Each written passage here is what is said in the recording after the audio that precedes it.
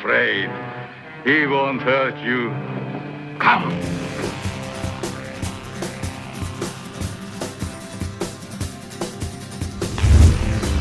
Tonight, though, we are watching Abbott Costello Meet Frankenstein.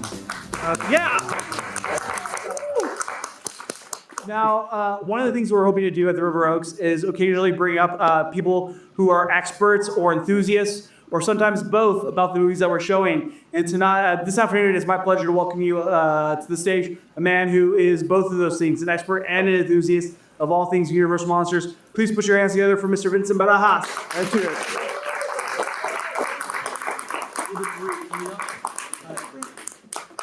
Thank you, everyone. I just want to say, before I say anything about the movie, I want to call attention to a couple of people. One of them is Rob, who has worked tirelessly since the theater reopened, and he's really brought it back in a grand way. It was also his birthday this week, so Rob has been, like I said, working really hard, and I knew that when we exchanged emails recently, and he sent me one that said, "Yes, Vincent, we can meet yesterday." And I was like, that's going to be a little hard to do. The other person I want to acknowledge is my grandmother, who is sitting right up here. She's been coming to this theater her whole life, and she is perhaps the only person who was around when this movie came out. But I'm going to talk just briefly. I promised Rob that I would be brief and that I would keep it family-friendly. Both of those things are a challenge for me. But I just want to walk real quick through the history of Universal. So to talk about how this film almost didn't happen, and yet it became like the surprise hit of 1948. By the time this movie came out, the Universal Monsters franchise was pretty much done. And they had like a good 20-year run by that point. They started in the silent film era with films like The Phantom of the Opera and The Hunchback. By this point, they were done. The series was over. They had made the last movie a couple of years before this. It was called House of Dracula. And then they let Bela Lugosi, who plays Dracula, and Lon Chaney, who plays the Wolfman, they let them go. Universal was like, you guys, your services are no longer needed. So Universal was really done with the monsters. Abbott and Costello, who were the stars of this movie, were very popular Universal Studios comedians. But they too were kind of at a crossroads in their career by this point. They had made something crazy, like 20 pictures, right? Rob is the Abbott and Costello expert. He's seen all their movies. He's read biographies on them. He knows the comedy team. I know the monsters. So Universal execs were thinking, well, what can we do to put a little extra oomph in the box office for Bud Abbott and Lou Costello? And then someone remembered, hey, we still have the monsters in storage. Why don't we roll them out one last time and see how this goes? And the idea was met with pretty much universal, pun intended, disapproval. The head of Universal Studios at the time said, you can make that movie if you want to, but I want nothing to do with it. He wanted Universal to be a prestige studio that made Oscar-winning pictures, and he almost bankrupted the studio. So he was against it. His only note was he didn't want to read the script. He didn't want to see any footage. He said, good luck and God bless. So the head of Universal was like, took a real hands-off approach. Lou Costello, who stars in this movie, hated script. And he infamously said, he had a 5-year-old daughter at the time. He said, do you really think I'm going to do this crap? My daughter could write a better script than this.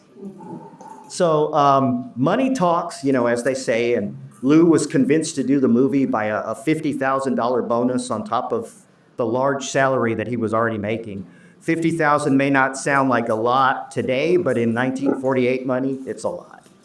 So the movie got made. It became one of Universal's biggest hits of 1948. Some would say it actually saved the studio from bankruptcy.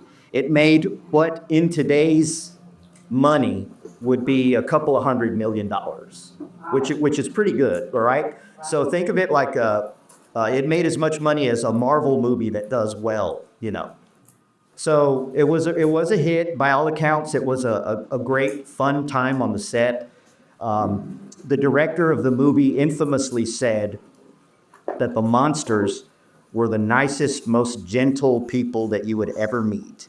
And he said it's Abbott and Costello who were the real monsters.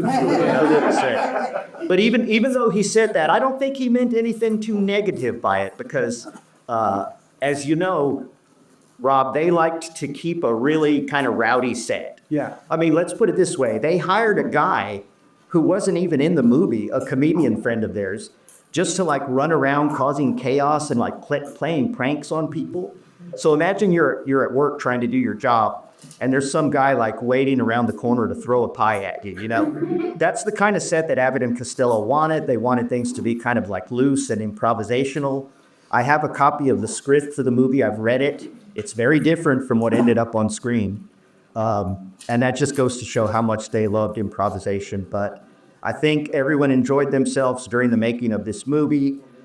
There's a lot of photos that you can find online of the happy stuff that went on behind the scenes, including when Lon Chaney, who plays the Wolfman, brought his teenage sons to the set. And the Universal makeup people actually sat them down and they made one guy up, one son as Dracula, the other son as Frankenstein, with full makeup, while their dad was the Wolfman, just so they could take pictures and stuff.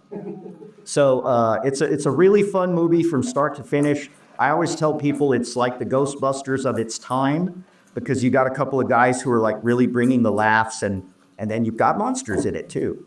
It's fun from start to finish, from the really cool animated opening credits to that final gag at the end, which I'm not going to spoil for you, but I think it's the best gag in the whole movie, which comes at the very end. And there may be a cameo by another classic Universal character. I'm not going to give too much away about that, but I will say it's a real thriller. And if you don't recognize who it is, you could talk to me after the movie. And I guess the last thing I'll say is, did you have a question? But I was going to say, speaking of, do you want to let people know what's in the VIP room if they haven't checked it out? Yeah, hopefully some of you got a chance to go to the VIP room, which is next to the bar. But if you didn't, take a look after the movie, and there's a bunch of memorabilia from my collection specifically related to this movie.